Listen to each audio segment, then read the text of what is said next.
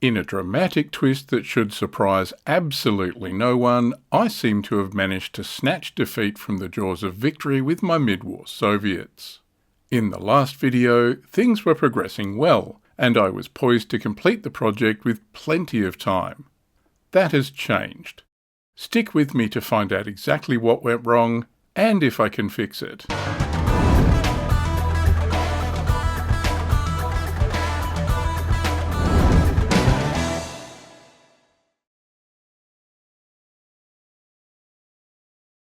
The last Forces diary in this series saw everything assembled and the majority of the tanks primed and ready for paint.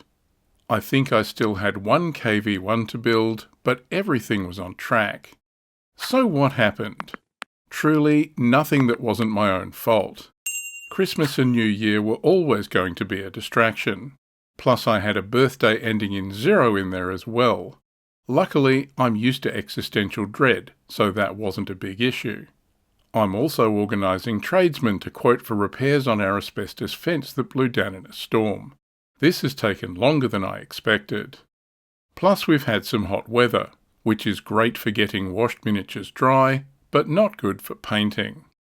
It can get warm enough here that the paint from a spray can dries to a powder before it even hits the model. Then the paint just brushes off like sand.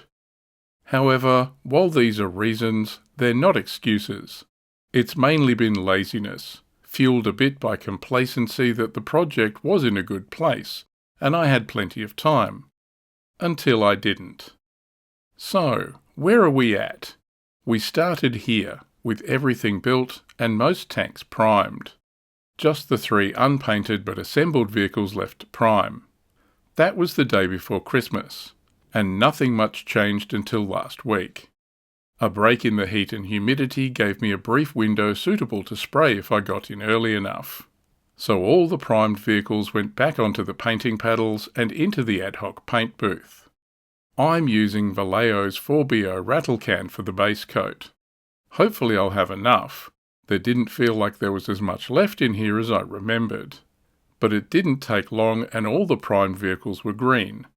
The T-34s sprayed up well, as did the KV-1s and the solitary Su-152.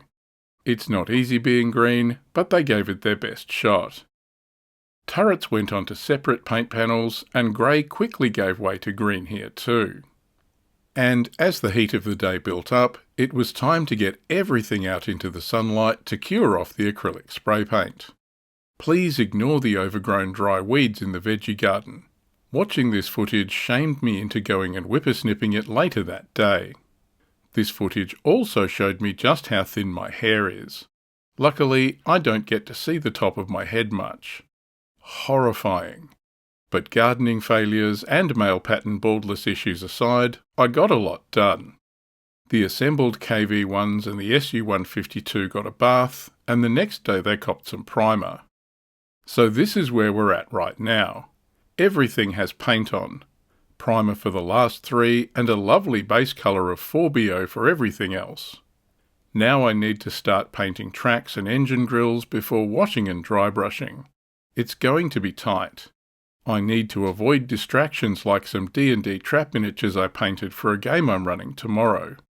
Focus, Harry. Focus. Luckily the tournament's date has been pushed back a couple of weeks, so that gives me some more time. Do you think I can make it, or am I doomed to set sail on SS failure once again? Place your bets in the comments below. Personally, I'd back laziness, sloth and indolence every time. Wish me luck. I'll update you all again soon. Thanks for watching. See you next time.